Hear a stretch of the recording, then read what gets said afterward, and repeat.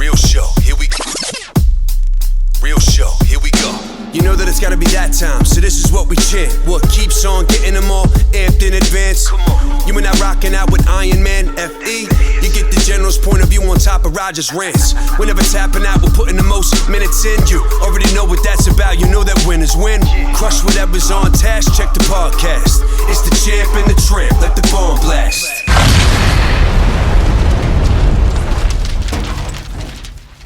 What's up, everybody? We are back, Champ and the Tramp, and I mean the champ. Frankie just coming off an amazing, outstanding win against Pedro Munoz. What a epic battle. What a war. I watched it in my backyard with a bunch of friends, and I could not stop screaming at the TV the entire time. For all you doubters out there that didn't know if this kid could make it at a completely new weight class, his third weight class he's fought in, 13 years in the UFC. I think you answered the doubters, brother. Yes, I think you answered the doubters. Y'all can suck me off. R and Y, young and reckless. Yeah. Oh, Young and okay. reckless, I said yeah. young and restless. I was going to say more like no. O and T. That would be old and tiresome. What a dick. Kicking ass in the ring and then also hammering me in the podcast room. Young and reckless. You never heard of Young and Reckless? Isn't that that's Rob's Deerdick's cousin, right? Yeah, Deerdick's cousin. Yeah. Drama. Yeah. That's dope. He sent me like a ton of shit yeah? back in the day. That's Yeah, cool. like a ton of shit. But back when I was cool. Anyway, less about me, more about you, brother. How you feeling, dude? Because I feel good, man. that was a war. I imagine was, that Pedro was hurting too, but you definitely, the leg kicks, man. I mean, everybody's talking about the leg kicks. How's the leg? It's good now. I had a couple tough days. The Saturday night was tough, but I'm walking on it. It's Tuesday, and I'm pretty good. Yeah. I mean, I don't want to get kicked in the leg or anything for a while, but I'm really not even limping that much anymore. When I rolled up here just 10 minutes ago, he was walking the garbage out, and he wasn't limping bad. So the guy's back at it. He's not lying. But from watching that fight, I mean, Pedro had a pretty good game plan. It was to obviously slow you down, you know what I mean, and take that lead leg out. And you started checking him after a while. You checked some. I don't know how many you checked. Well, I checked a bunch. I took him down on a bunch. Yep. I threw a right hand on a bunch. I did pretty much everything you're supposed to do when someone throws a right leg kick. But to his, good to him. He kept throwing it. He was getting through sometimes, but a lot of times I was checking him. I know he felt some of them. Some of them were some stiff. Too, right? Yeah, dude, definitely. No, obviously, but, you went. He's a willful dude. Right. I heard him breathing heavy in that first round. I'm like, ooh, we're gonna see how you're breathing. Come 3, 4, 5. And dude, he was still there. I got to give it to him. Yep. Yeah, that's awesome, man. Amazing, epic battle. But obviously, you didn't make the post-fight press conference, right? Because you went to get checked out at the There is hospital. no press conference. I made the. Oh, right. They just do it now. Yeah, it's not like it used to do be. it right there. Yeah. We're in different times now, people. But Pedro went too to get checked out, or that I don't know. They made me go. I didn't know. They wanted to make sure I didn't have any face cracks, which I told them. I was like, listen, I broke my face numerous amount of times. Right. I know if I did or not. Yeah. And I didn't. I got my leg x-rayed, and it was obviously all negative, so good to go. So, I mean, the big question is, how do you feel down there? Obviously, everybody talked about your age, 38 years old. You said to me a long time ago, I remember this, back when I trained with you a little bit, you always said the first thing, because I'm a big guy, and you said you don't have to worry about it too much because big guys don't move that fast anyway. For little guys, the first thing you lose with age is speed and agility. Bro, you didn't look like you lost a step in there. You look great, and you're fighting at the lowest weight class you've ever fought at. How did it feel? Yeah, I felt good. The weight cut was honestly, it was I'm gonna say it's never easy. I mean, I'm a disciplined dude, bro. Right. I do it right. I got great willpower, and I made sure I was gonna make the weight. Once I decided to make the weight a year ago, you get a little nervous, man. I haven't been this low literally in 20 years. Right. My senior year in high school, I wrestled 135. Right. That's 20 fucking years ago. So I was nervous. I didn't want to be that guy. I'd never missed weight in my life. Wrestling, MMA, never. And that's taboo to me. You know what I mean? You can't do that. So I was like, man, I got to make sure I cross my T's, dot my I's. I'll make sure I'm gonna make weight, dude. With the week of the fight, man. I mean, the day before on Thursday, I had 3 meals. I mean, they're little protein meals, a little bit of fat, very tiny. But I ate 3 times that day. And I worked out at night pretty hard, man. I probably got 3 or 4 good hard rounds in. I felt good. I mean, of course, you're depleted. Did a little bit of sauna, not even that much. I did the sauna more because I wanted to, just because I've been doing the sauna so much throughout camp. And dude, I got a pound under. I was able to eat the night before. I went to bed. I ate like about a pound of watermelon. Wow. I went to bed. I woke up and was on weight, ready to go. How, after 13 years of fighting in the UFC, how what's the nerve level like? I saw you commented a little bit about, said you were a little... Yeah, you definitely get. You definitely get better at it. Yeah. You know, and that's what I commented today on Instagram. I'm like, you think you get used to the anticipation, and you don't. Well, whereas in the past, I would find out fighting, and I'd start thinking of that guy. Right. And anytime I thought about him, I get the butterflies in the stomach. Right. Now it's like, dude, fight week, I'm almost, you know, now that, especially having the weight cut involved, kind of takes your mind off of the fight itself, because you kind of have that first battle a little bit with the scale. And, you know, I go out there, I mean, you know, it takes your mind off it, and I'm almost thinking like, damn, you're fighting, bro, you're fighting. It's, I almost remind yourself. Friday night, I weighed in, you know, I weighed in Friday morning, Friday night, I slept great. You know, it's weird. I didn't have my wife with me. It's the first fight where she was in Vegas, but she didn't attend, or she didn't. You know, we didn't sleep in the room the night before. That was literally the first fight. We were asking everybody at the thing. Was like, I was like, she might be in the back room. Yeah, she wasn't even there at all. She watched at Ali's house actually. Okay. Yeah. Oh wow. But yeah, you know, once you get there, and you know, like I said, you know, in the back, in the octagon, waiting for him to walk out, there's that anticipation, man, and you know, it's you know, you call it nervousness, anxiousness, being scared. I'm just, you know, I'm not scared of him, obviously. I'm not scared to get hurt. Those things don't cross my mind. You're scared to lose, bro. Everybody. I mean, if you put as much as I mean, you know, I imagine if you put as much into this sport as I do, anybody would be scared to lose, because you know, my result is to go win. That's what I want. That's what I again, I've never walked into a fight thinking I was going to lose, you know, because that's the mentality you have to have. So you know, but there's always that weighing on the back of your head that shit, you know, shit could happen. And yeah, I went out there, but I say that feeling is the most like when people talk about simulation, you're in a simulation. I'm like, that right there, so it tells me I'm not in a fucking simulation, man. Because that feeling is just unmatched. You can't simulate that. Yeah, right. Yeah. So you know, I've watched every fight you've ever been in. You've had many close fights. I mean, you know, the Aldo fight was close. Max fight was close. Benson Henderson fight. I mean, some of those fights could have gone either way. So when this went to a decision, man, I was nervous, bro. I was right in front of the TV. I'm like, I was so happy it went your way. You know, but there's obviously Pedro being one of them. There's a number of people out there that think it could have gone the other way.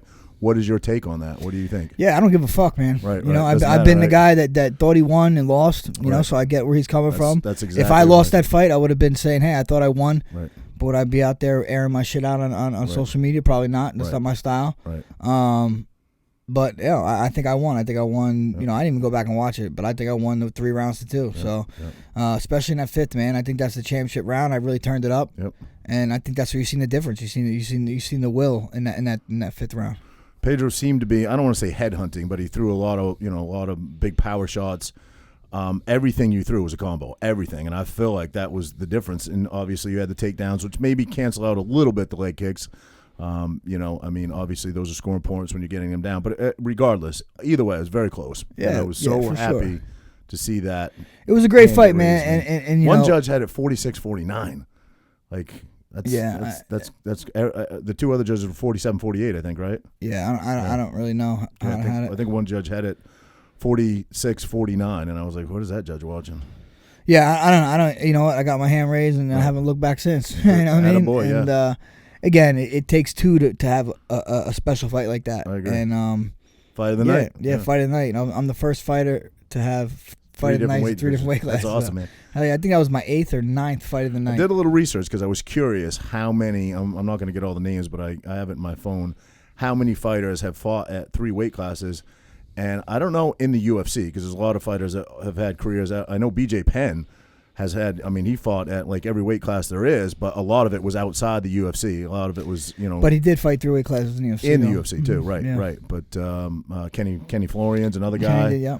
I don't know the actual number, but that Connor has. Connor, right? Yeah, that's pretty I think exceptional. Anthony Pettis has. Jared Kinnear has. The other Anthony, the light heavyweight Anthony. Anthony Johnson. Yeah, he also has. Yeah, 70, 85, 205. Yeah, but it's not a huge list, man. It's not a big list at all. Yeah, I mean, I don't know if that's you know, I'm not one for those things, but I'll pat myself on the back for it. You know, absolutely. plus, you know, I fought. I was doing it for you, bud. Top 5 in each weight of those weight classes absolutely. too. I don't know if all those guys have done that. So what's next? That's the big question. I mean, you're ranked 4 now. You know? Yeah, 4 or 5. I don't know. Like I said, I'm not really into the rankings. I know that I belong at top of any division that I fight in, and I really do believe that. And I don't think Pedro moved. I think you're 4. He stayed at 5. I think you're now ranked. Obviously, it was your first fight, so you were unranked coming in. I believe you're 4 now. He's ranked 5, so his position didn't move, so he can't be too upset with that. But what's next? You got 2 teammates that fight at your weight class too, so. Well, not really. I mean, Cody's going down fighting for the 25-pound title. Correct. I take that back. I'm not. Again, we'll see. We'll see what happens. There's definitely a lot of possibilities. There's always a fight of someone above you. There's a lot of big names that are in 35-pound division. A lot of people are talking about maybe. You don't call people out, I know that, but you're not thinking about anybody, or you're just waiting for the UFC to come to you and say, hey, listen. Yeah, I'm going to see what the UFC has in mind. I'll see what Ali has in mind. I'll let my team kind of dictate that a little bit. But yeah, I'm game, man. Would you run it back with Pedro if they offered you that? Right away? No, I don't see any reason why. If there was a belt on the line, something like that, and it was a close fight, yeah, I could see us doing that for a reason. But for that, nah, man. I fight back-to-back guys so many fucking times in my career, bro. You have. I'm at a new weight class. There's so many options for me. I'm not gonna go fight the second fucking guy that I just fought. I think that's a good. Especially the fact that it was two camps to get ready for this fight. Correct. Yep. You waited for him, yeah. Yeah, I can see that, and I think that's a smart move. Honestly, that would be if I was a fighter. But I mean, hey, down the line, you never know what's gonna happen between me and him. Right. He's a great fighter, and he's a respectful guy. I know he's. I got no. But he's always said your name with respect. Yeah. I mean, dude, I have of him. He represents himself well, his family well, and bro, the dude fought like a dog, man. That's all I can ask him. Absolutely, man. Ever have you wobbled, rocked? You ever feel like you? No. He threw some bombs. Threw some bombs. Caught me on the top of the head a couple times, or maybe I felt it, but nothing where I thought I was gonna go out or get rocked. I think I rocked him a little bit a couple times too, man. He might not want to admit that. I think it's probably both of us will say that. I think one of those belly kicks got in a little bit, but again, I wouldn't show it. Not enough to affect the fight. Okay. And even those leg kicks, man. Only the one leg kick where he tripped me up because I was checking his kick and I didn't have the right height of his kick, so it kind of took my foot out. Yep. That after that happened, that's it. He really didn't get any clean kicks off. Like at least I was checking the most of them, or at least I was throwing punches back. Yeah. So for me, that negates those kicks. You know what I mean? Now, your takedowns, was the plan to hold him down and ground and pound a little bit? I mean, if I could, he's just tough, man. It's tough. He didn't play guard. Right. He played a kind of wrestling game, turned his back, got right up. The one time I was able to mat return the one time. But it's tough, man. We're sweaty as fuck. It's 5 rounds. Right. We're both little guys, no shirts on. It's hard to hold on to these dudes, It's like a midget porn. Yeah. Yeah, man. So, how do you feel? How quickly do you feel like you can return? Yeah, I don't know. I want to injury wise. I have little stuff, you know what I mean, but nothing significant. I had some issues before going into this fight. Nothing affected the fight. I felt great going into this fight, but I have a hip that I want to get taken care of. A hip issue I want to taken care of, so I plan on doing that ASAP. Maybe stem cells or whatever the options may be. I had some bursitis on my elbow. Actually, I don't know if you know that happened like literally when I left for the fight. I knew the hip because I saw you limping a little bit. Yeah, I got bursitis in my elbow, and I had to deal with that the whole week leading up to the fight. And again, it didn't affect the fight at all. Right. It just was annoying to deal with all week. I was trying to get it drained. They wouldn't drain it because they were worried it was going to be infected and whatnot. But I had recently just got it drained yesterday. It feels much better. It sucks too because I saw you looking at it when you were leaving the ring. Well, I was doing good. I felt like and then boom, 5th round, he kicks me in the fucking elbow. I'm like, damn it! Did I made it all the way to the fucking 5th to kick me in the elbow? Shit. But again, it didn't affect the fight at all. So I'm not, I'm not one of those guys. But yeah, those are things I want to address before I get ready into another camp. But I want to fight one more time before the year's out, preferably before Christmas. Oh, good deal. Good deal. Yeah. So who do you know? Run me down the rankings. Who is who's in the top 5 now? I don't know. Peter Yan, right? He's the champ. Right. Aljamain, I believe they're fighting. Got Marlon's Corey Sandhagen fighting. Aljamain is number 2 guy. I believe. Aljamain is coming. Number 1 is Marlon. Right. Number 2, I believe, is Aljamain. He's fighting. I think he's fighting Yan. Okay. And then Mount Marlon and Corey Sandhagen. Okay. Aljamain was actually there cornering people, wasn't he? Yes. Yes. He actually moved to Vegas. He bought a house in Vegas. He's gonna split time between Vegas and New York. Okay. So those guys are up there. Dominic Cruz is up there. I know he was talking some talk, during the fight. So he's a name that I think a lot of people. I've been seeing it a lot in social media. Wait, him wanting to fight. Because I watched the fight. I didn't. No. This is what I hear. I didn't watch it either. So I didn't hear anything bad. No. Yeah, but I mean, people have been talking about me and him fighting for a very long time. So that could be a possibility as well. And he's definitely a legend. One of the best 35 pounders to do it. So if that came about, like I said, I'm pretty game. I don't really call anybody out. We'll see what the UFC and Ali has in mind. I'm sure they'll have something juicy for us soon. Right on. Yeah.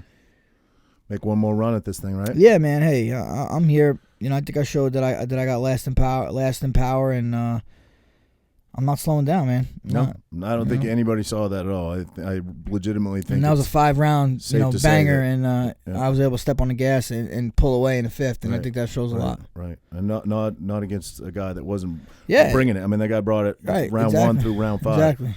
He was looking for the finish. You know what I mean? So yeah. And it was some whoops. You know what I'm saying? But yeah, it was good. It was good. And plus, dealing, it was just, it was, I don't call it refreshing because it sucked dealing with the whole COVID. But the fact that, this is my, I think, 27th or 28th fight in the UFC. And for it to feel fresh is wild because, it was all different shit. It was all something I didn't have to do. We go to a hotel. We're stuck in a hotel for 2 days.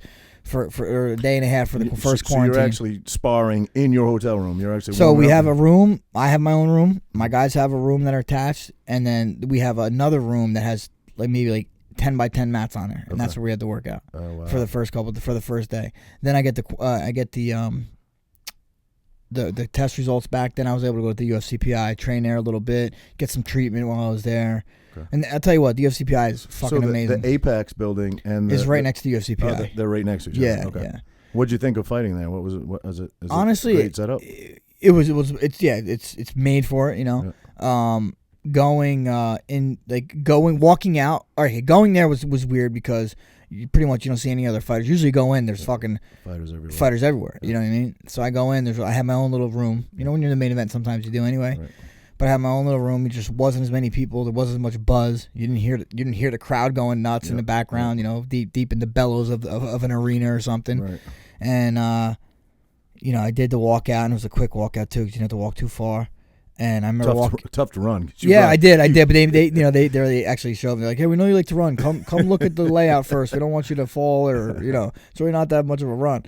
So they showed me the layout, but then fight time comes, I did my little trot. I kind of did a little slower than normal, and when I came through the curtains, that's when I was like, holy shit, ain't nobody fucking here, ain't nobody screaming. Usually people fucking get hyped for my shit, and I'm slapping hands. So I just went out, did my thing, but once I got into the octagon, it's the same. It felt the same, man. It really did. Sort of just tone out the crowd anyway. Yeah, and I heard my coaches perfectly during the whole fight. I heard his coaches. They're speaking Portuguese, which I didn't even try to decipher. Sometimes I've done that before, and it cost me. And I heard my coaches. I heard Mark shushing my guy. Shut up! With the other guys in the corner. But it was great, man. All in all, good stuff. I'm really happy with my performance. You never know. I always do everything right, but you don't always show up. I always try to say I say I'm going to show up, and for the most part. No one's ever really ran through me in a fight, besides, Ortega caught with that elbow. We were in a pretty close fight at that point.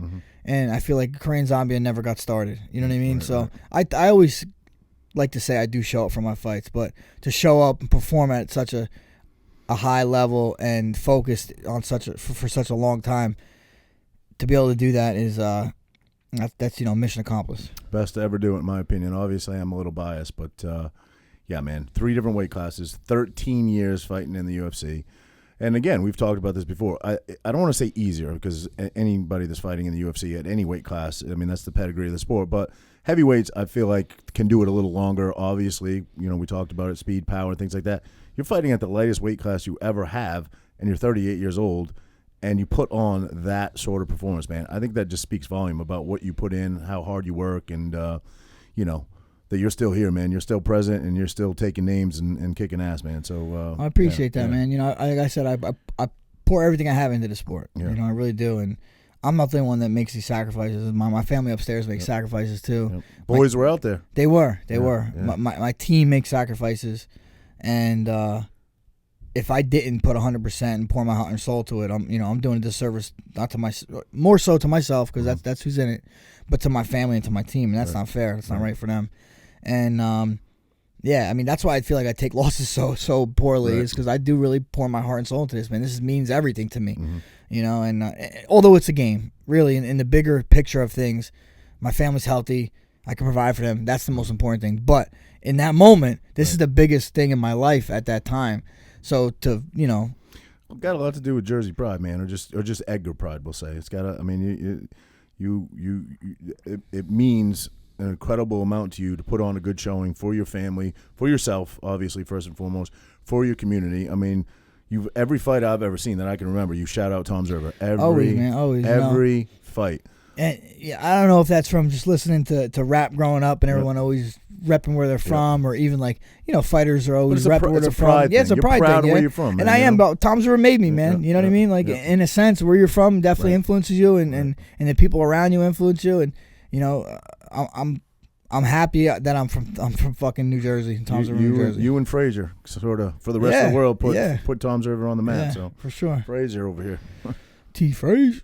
He's having a great season, you know that? Yeah, man. Yeah, he's crushing it. So. I'm not a diehard baseball guy, but obviously he's having a great season. I try to keep up with Frazier because he's just such a good dude. I see him dancing and shit in the locker room. Yeah. His son had his first, home run. Well, no, his first professional game, I guess, playing on an actual professional team, not just like a little league roundup team around here. Wait, what? Yeah, I just saw it on Instagram.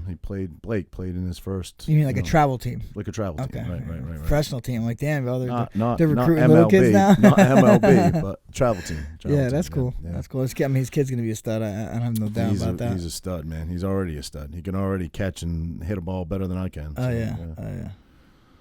So, man. Obviously, your leg was beat up. You're a little beat up after the fight. You just wanted to get home and recover at home. Is there any sort of mandates? I mean, what? I'm sure there's something. I don't know. Do they let you determine whether you can fly and travel, or?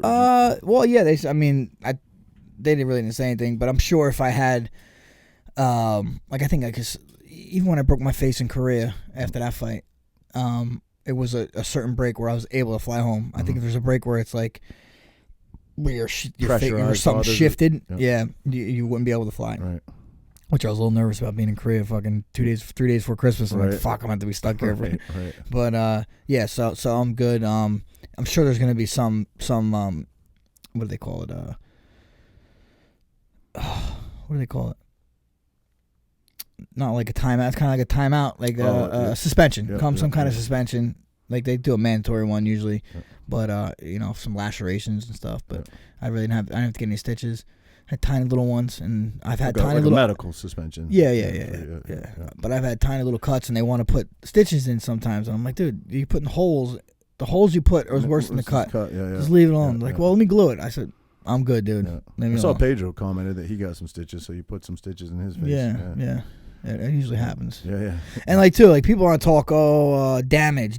Like, bro, I've been fighting for fucking 15 years, man. I show damage, bro. It don't mean shit. You know what I mean? To me, that's bullshit. Because not everybody shows damage the same way. You're a bleeder, brother. Yeah, man. I bleed, I swell, but I fucking heal pretty quickly too. So. Yeah. Amazing fight, man. People want to hear you call people out. People are dying to know what the future of your career is, but. I would only call out the champion. That's in my whole career. I probably only call out champion. Obviously, the champion has a fight coming up. Yeah. Hey, who I call it out? If Cejudo, he's the real champ. Let's be real, right? He backed that, or he retired. If he comes back, that's what I'd call out. There's talks about him coming back, so he's talking a little bit about coming back. I'm sure. I think he's. Think that was a money ploy, like to. I mean, I don't know about a money ploy. I mean, it's some. I think he wants to make more money, and if the money is better, he would come back. Right. To me, I don't know. You made this whole fucking persona. You made half the people not like you.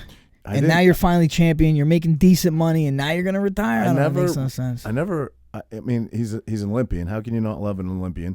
He's an incredible champion. He's an incredible fighter. But the persona thing, that the move he made with he says it was, move, I don't get it. I don't know. I was like, everyone has their own little... I suppose. Little gimmick, but I'm not into the gimmick stuff. Obviously, the reason I want to fight him is 100% not because of the gimmick, is because of what he's accomplished. Right, you know? right. And I think I could bang with that big-headed boy. You think that's a 5-rounder? You think you can go in the distance on that, or you think someone's finishing somebody in that fight? I mean, I'll imagine it'd be a 5-rounder. He's game, and he's a very technical guy. Wouldn't be an easy fight. So. Yeah.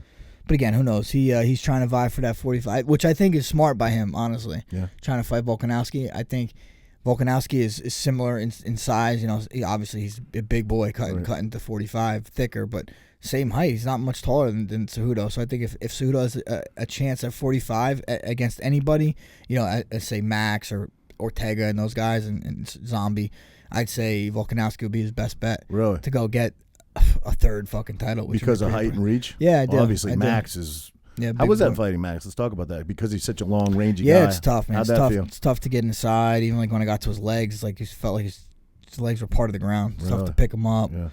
Yeah. Yeah. Likable guy. Very likable guy. Oh, Max is one of my favorite fighters, man. He's always giving me props, and I always give him to him, man. He's one of the classiest dudes. Seems like a great father. I agree. And the way he fights, man, he fights with pride. He has that Hawaiian style. Yes, he does. Yeah. How can you not like that guy? He sort of, in a way, is you know, BJ Penn and everything he had going for him. Max is kind of the next, you know, the next generation of the BJ Penn fighting out of Hawaii. Yeah, no, I mean, dude, they definitely have fighting spirit down there. You know, sure. Danny Ige is a good friend of mine. He's Ali's assistant. He's from Hawaii. Okay. He just fought Calvin Cater on that card.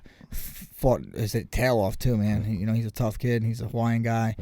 Puskat Puna, he's a Hawaiian guy. Like they come to fight, man. Brad Tavares, these guys come to fight, and they all have that same spirit, man. I agree. The big underdog in that fight was the girl from Kazakhstan. She wasn't the underdog. She was the other girl was the underdog. Yeah. That was what Dotson, Sheena Dotson, or dude, something. she looked good, man. She looked good. She did well. It was. I close. didn't know much about close, either one. I watched some of their. Just that sweep was kind of crazy. Man. I don't know. You know. I watched some of their past performances, and I'm not sure why I haven't I heard. feel like anybody should be that big of a dog in a fight. Yeah, it was a huge underdog. Crazy. Somebody made some big especially money when on you her. have like a week, like that girl. I feel like that girl quit. Yeah. She got rolled over and she just quit. And she's the girl that was calling out Shayna, right? She was definitely calling out. I don't know. Yeah, I don't know the background, but yeah. Yeah. And I mean, like, you know, it's tough to focus on the other fights when you have like they're all playing before my fight, right? But they kept going. They were going fast, dude. Yeah, boom, boom. And I'm like, that's great. I love it because I have to weight less. Right. But then usually they no matter what, like you have a set time you fight at. Yep. So they were like 7:30, 7:30. Why are they starting earlier now? Is it just because ESPN, ESPN? And probably because of this, all that's going on. Right. But ESPN, I think mostly. I kind of like the it. pay-per-views are still 10 p.m. Because you're pretty much done by I know, 10:30. I love it too, man. It's I love over. it too. Used to be sometimes 1 o'clock in the morning, dude, and you're struggling. But the pay-per-views are still. My 10 babysitter's calling me like, "Yo, your kids Yeah. are you coming back here soon?" And I'm like, "Yeah." Well. But the pay-per-views once a month are still at 10. Yep. They start at 10 on the East Coast. But yeah, they were like 7:30, so it's been 10:30 here. You're gonna fight 7, and then I'm like, yeah, but what if these fights go quick? Yep. And I started doing my warm up, and that's what's good being experienced because you don't. Like, if that was early in my career and like the fight ended, like, oh, you're up in 10. I'm like, oh shit, you know, I was ready, planned for it. You know what I mean? You don't have any really swelling and bruising. No, that I definitely can have some notice. swelling. You know, my Well, feet get a little chubby anyway after just from eating the shit. Yeah. A little bit, you know. It's a little tight, but like I said, I was walking pretty good. I guess, you know, because they talked about it so much, the image that pops in my mind is Uriah Faber's leg after the Aldo. No bruising at all. You don't have anything like that. Nah. Bro, his leg looked like a horse beat on it. It was crazy. Hell yeah. But Aldo is the man at leg kicks. It seems like he doesn't leg kick as much as he used to. No, he didn't even leg kick me much, only once, I think. It used to be his go-to. But, yeah, man, listen, it's an honor to have watched that fight, honor to be your friend. You make your family proud. You make me proud as your friend. You make TR proud. And the dog is still in you, bro. Yeah, definitely. At 135, you're still at the top of your game, bro. You're number 4. Yeah. I mean, one fight in at 135, and you're ranked number 4. I mean, at a whole new weight class. I just think that speaks volumes. Yeah, thank you, man. The type of guy you are.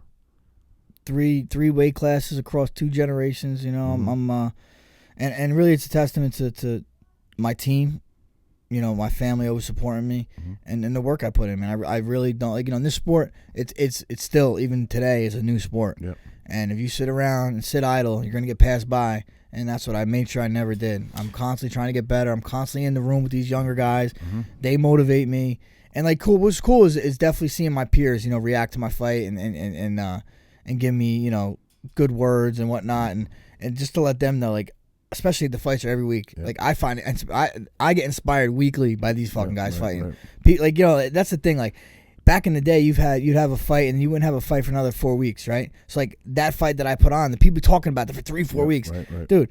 come fucking Saturday, someone else is gonna put on a hell of a performance, and they're gonna forget about me. Exactly. And that's cool, man. That's cool. It just goes. Well, I don't know about forget about you. There's a lot of guys that fight out of Jersey now. A lot. There's a lot of guys that cross, train now. I mean, Cody being one of them. The Russian guys. I mean, and they all refer to you as like the captain. They all. No, yeah. Wait, you're pretty revered. That just means I'm old, bro. It just means I'm old. You know what I'm saying? No, and I appreciate that, and that's what I'm trying to say. I get inspiration from them. So as much as I may inspire them, they definitely inspire me. So it's a lot of fun being in the sport. I'm living a dream, bro. When I was a kid, I grew up watching Rocky and fight movies, and dude, if whatever the movie was, I wanted to do. But Rocky definitely took a cake, and I'm actually doing that for a job, and it's wild to me still. It's a movie you're living. It is for sure, man. And it's not something that a lot of people get to experience. It's an odd career, it's an odd job, and usually it's pretty short lived, bro. 13 years. Coming up on 8 hours in the octagon. Yeah. I mean, you think you hear a lot of names. Obviously, Frankie Edgar is one of them, synonymous with legacy and Hall of Famer and everything. But there's a lot of guys out there that just for flashy fights or whatever. None of those guys have anywhere near 8 hours of fighting time in the octagon. It's insane, bro. It's insane. And I'll tell you, worry about. 8 hours, bro, for anybody is a lot. You have a lot of decision fights. Do you worry about your health a lot? At all? Do you worry about the damage your body is taking? Do you worry about brain trauma at all? Does any of that concern you? Jeff, I don't have any problems remembering anybody's name, Jeff, or nothing. I mean, listen, this is what I signed up for. I've had my head checked out numerous times, and I've had concussions, and it's part of the breaks. I'm still here. I'm still coherent somewhat, That's why I speak to you, is make sure I keep it all in order, Once you start telling me, hey, you're slurring a little bit. Listen, this is just, I signed up for it. Of course, I'm not going to do this if I think it's going to hurt my health in the future. And right now I feel like I still take care of myself. You see these fights, they look a lot worse than they are, I think. Do you think you could beat Joe Biden in a cognitive test? Yes. Come on. All right, we're good. Hey, I'll tell you two cool fucking things from this is Stone Cold Steve Austin tweeted about me. No shit. Yeah. That's fucking awesome. And awesome. Teddy Atlas. No shit. Yeah, so that's to me that's pretty fucking cool. Bro, that's fucking amazing. Yeah. And not bad that you got an extra $50,000 to spend. Yeah, yes. Good. Well, my wife gets to spend. put some new wheels on the caddy. There you go. Nice, bud. Hell yeah. Yeah, I saw a lot of people were obviously weighing in during the fight. A lot of people, why am I drawing a blank now? Israel Adesanya said got more combos. This fight's got more combos than Burger King. Yeah. I thought that was cool. That's cool. Israel's a big name, obviously. Yeah, so fuck yeah. And you were the guy throwing the combo, so he's obviously talking about you. Hell yeah. Like I said, man, it's cool. I've been in this, across two generations in a sense, Yeah, man. I was in there with the Chuck Liddell generation early on. This is true. Then I was in there with the George and Anderson Silva generation. This is true. And now I'm even the Brock, and then here you go, I'm with the Adesanya's and Jones and DC and all these guys. So it's cool to span. I feel like when other fighters talk about generations, they got to talk about the Gray Maynard. I mean, that's legendary. Other fighters must say, look, I was there during the Gray Maynard, Frankie Edgar. Right, they were just talking about trilogy and stuff. Dude, I started in UFC 67. That is insane. UFC 67, they're on 254, I think, right now. Insane. And that was against Tyson, right? Tyson, in 2007, February 2007. Just remember how much smaller you were than him. So this February will be 14 years in UFC. That is crazy. Yeah. 14 years and approaching 8 hours of fighting time. Can you imagine?